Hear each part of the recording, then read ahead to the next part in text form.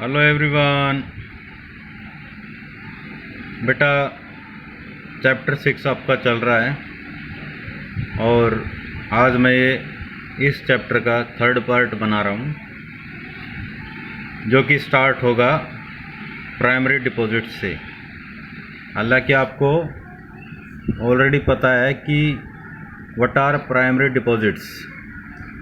Primary deposits बेटा वही होता है जब आप किसी बैंक में अपना अकाउंट खुलवाते हो और जो आप पैसे जमा कराते हो, that is called primary deposits.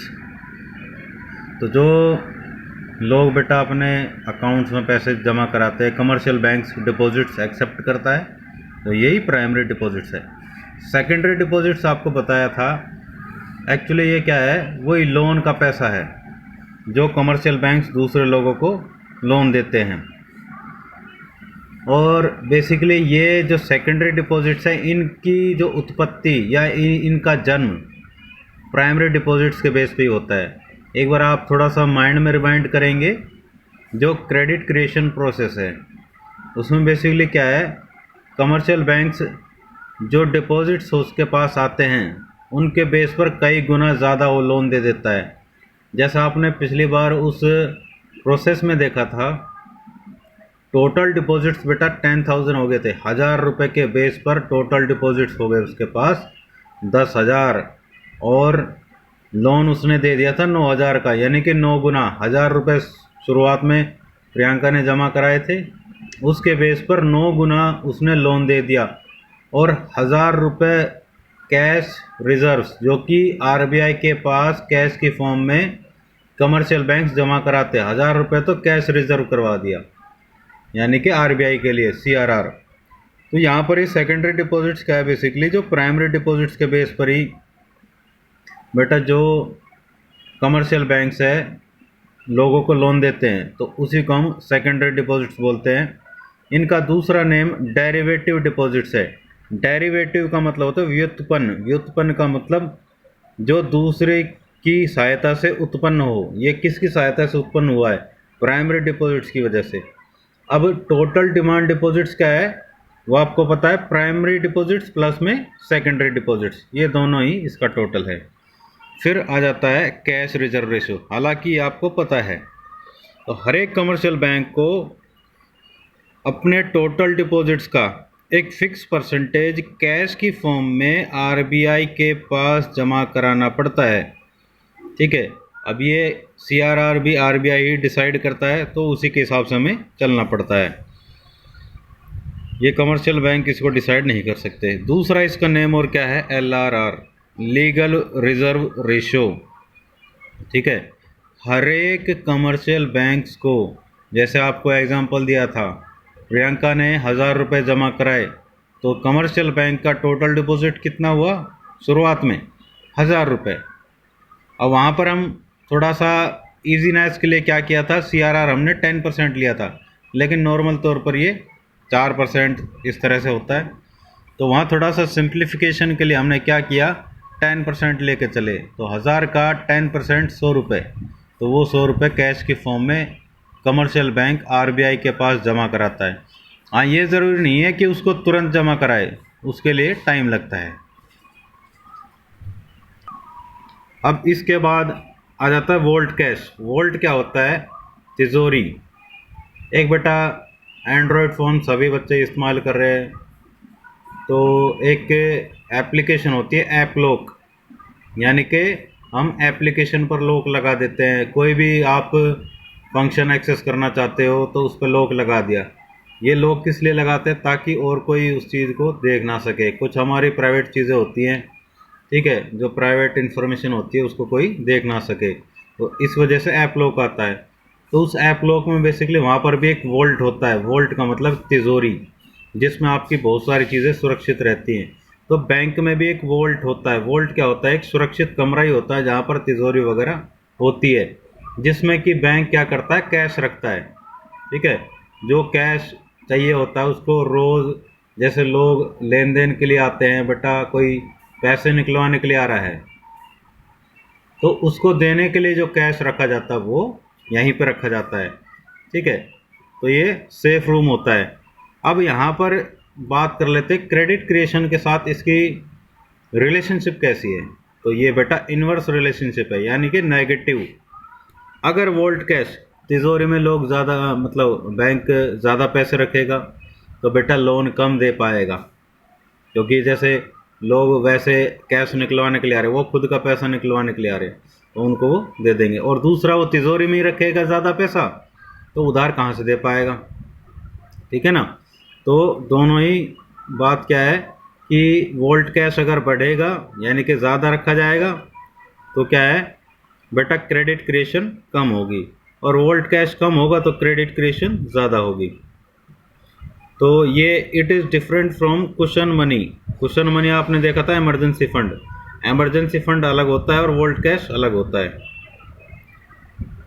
अब वोल्ट कैश किसके हेल्प से बनाया जाता है? It is created with the help of excess reserves. ज़्यादा पैसा जब इकट्ठा होता है तो उसकी वजह से ये बना लिया जाता है आसानी से। फिर है CRR and credit multiplier. CRR सबको पता है, क्रेडिट मल्टीप्लायर, क्रेडिट का मतलब उधार लोन, मल्टीप्लायर का मतलब कितना गुणांक, मतलब कितने गुना उधार दिया जा सकता है। जैसा आपने उस प्रोसेस में देखा था, 1000 रुपये के बेस पर बेटा लोन दे दिया गया था 9 गुना, ठीक है। टोटल डिपॉजिट्स हो गए थे 10 गुना, 10,000, ठीक है। तो यहाँ पर वही है कि क्रेडिट मल्टीप्लायर किस तरह से काम करता है। बेटा CRR वहाँ पे 10% लिया था हमने, 1000 का 10% निकाल कर 100 रुपये हमने कैश में RBI के पास जमा करा दिए। लोन के कितना दिया था? 900। अगर मैं CRR को बढ़ा दूँ, 20% कर देता तो 200 कैश के फॉर्म में RBI के पास बचा, कितना? 800 ही लोन दे पाते। तो इसका अंदाज़ा आप लगा सकते हो कि CRR बढ़ेगा तो मल्टीप्लायर बेटा कम हो जाएगा, और CRR घटेगा तो मल्टीप्लायर बढ़ जाएगा, यानी कि इनवर्स रिलेशनशिप है। तो K को आप किस तरह से मेज़र कर सकते हो? K is equal to 1/CRR। अब एग्जाम्पल यहाँ पर ले रखा है, अगर CRR 10% है तो K कितना होगा? 1/10%। 10%, 10/100 था, 100 ऊपर चला गया तो 10 टाइम्स। वहाँ पर टोटल डिपॉजिट्स भी आपने देखे थे, ठीक है, ये चीज़ है। अब यहाँ पर क्रेडिट मल्टीप्लायर का थोड़ा सा मीनिंग भी बता रखा है, वो देख लेते। Credit multiplier means that how many times commercial banks create money with the help of cash reserves. Cash reserves की हेल्प से RBI कितने गुना ज़्यादा वो उधार दे सकते हैं, मनी क्रिएट कर सकते हैं, क्रेडिट क्रिएट कर सकते हैं, ये चीज़ है। Now the central bank. हर एक देश में एक सेंट्रल बैंक होता है जो कि सारा बैंकिंग सिस्टम है उसको बेटा कंट्रोल करता है। इसी तरह से हमारे देश में भी सेंट्रल बैंक है जो कि RBI है, रिजर्व बैंक ऑफ इंडिया। इसी को नोट इशू करने की अथॉरिटी होती है, और यही क्या करता है? मनी सप्लाई को कंट्रोल करता है, और बहुत सारे इसके रोल्स और होते हैं। अब यहाँ पर हम थोड़ा सा RBI के बारे में जान लेते हैं। बेटा RBI एस्टेब्लिश हुआ था 1 अप्रैल 1935 को, 1 अप्रैल 1935। और अगर आपसे ये पूछा जाए कौन से एक्ट के तहत, कौन से कानून के तहत, तो द RBI एक्ट 1934, ठीक है। इसमें लिखा हुआ नहीं है, मैं वैसे बता रहा हूँ, द RBI एक्ट 1934। अब प्रेजेंट में गवर्नर कौन है? यहाँ पर मैंने डेट भी मेंशन कर रखी है। डेट मेंशन करने का मतलब जिस दिन मैंने ये नोट्स बनाए थे, ठीक है। अभी 2020 ही चल रहा है और अब मई स्टार्ट हो चुका है, आज है 2 मई। तो प्रेजेंट गवर्नर है शक्तिकांत दास, जो कि एक बहुत बड़े इकोनॉमिस्ट हैं। तो अब हम फंक्शंस देख लेते हैं सेंट्रल बैंक के। सबसे पहले तो बेटा बैंक ऑफ इशूइंग नोट्स, जितने भी नोट है सारा मोनोपोली राइट किसका है?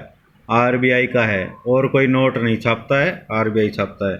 कॉइन्स वगैरह भी सारी चीज़ें, कुछ कॉइन्स वगैरह फाइनेंस मिनिस्ट्री भी छापती है, छापती नहीं है मतलब ढालती है, कॉइन्स छपते नहीं है बेटा।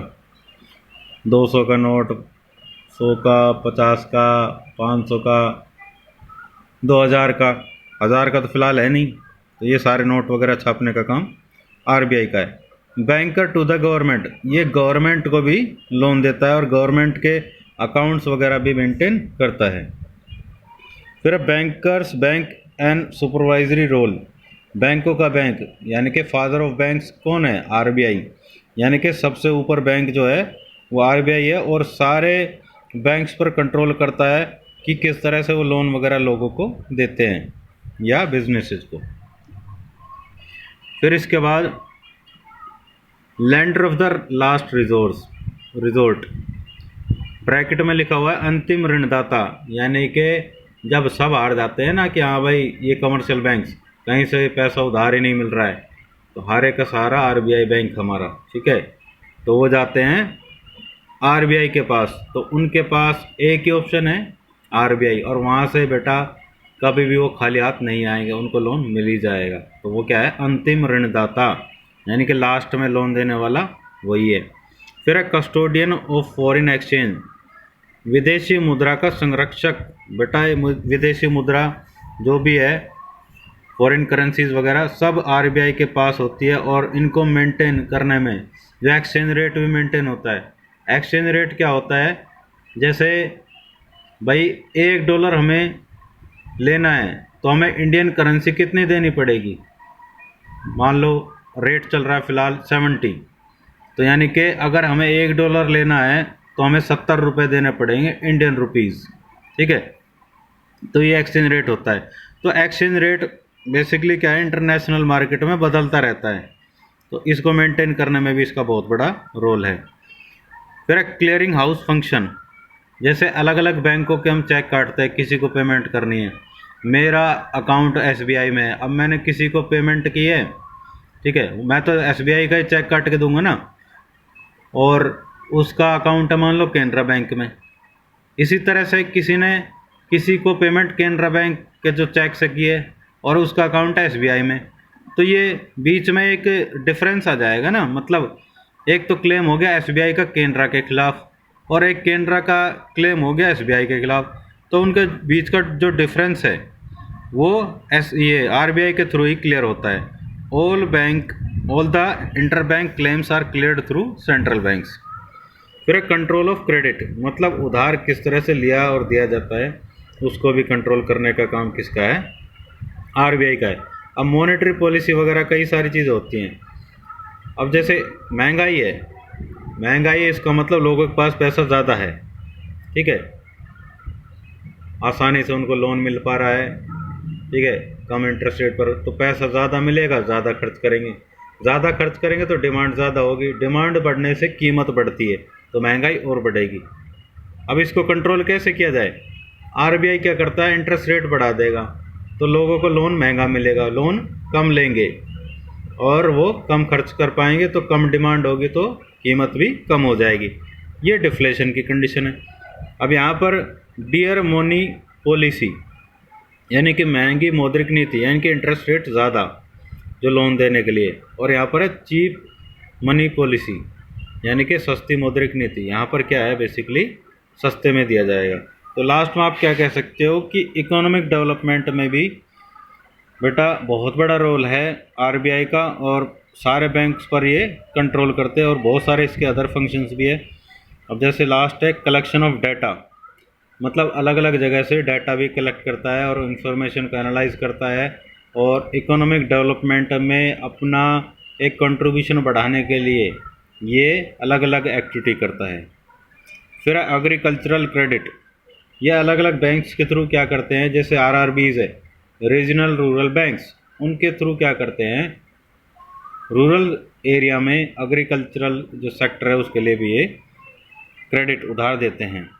और लास्ट है इंटरनेशनल मॉनेटरी कॉन्फ्रेंसेस, बेटा विदेशों में भी जब कुछ कॉन्फ्रेंस वगैरह होते हैं तो गवर्नमेंट की तरफ से आरबीआई का गवर्नर वगैरह ये जाते हैं, तो वहाँ पर भी ये बहुत बड़ा रोल है कि मान लो देश में एफडीआई होनी है, फॉरेन डायरेक्ट इन्वेस्टमेंट, या एफआईआई, फॉरेन इंस्टीट्यूशनल इन्वेस्टमेंट, और ये एफआईआई क्या है? जब इन्वेस्टमेंट शेयर्स में या डिबेंचर्स वगैरह में की जाए, मतलब कोई प्रॉपर्टी ना खरीदें, FDI क्या है, वो यहाँ पर आकर ज़मीन भी खरीदेंगे, बिल्डिंग भी खड़ी करेंगे, सारे काम होगा, वो है FDI। FII में क्या है, वो सिर्फ शेयर्स खरीदते हैं। तो यहाँ पर ये इसके फंक्शंस और भी बहुत सारे हैं, लेकिन यही मेन फंक्शंस है जो कि क्लियर हो जाते हैं। बाकी आपका बेटा अगले वीडियो में हम देखते हैं, नेक्स्ट पार्ट बनाऊंगा, अभी ये चैप्टर कंप्लीट नहीं हुआ है। Okay bye, take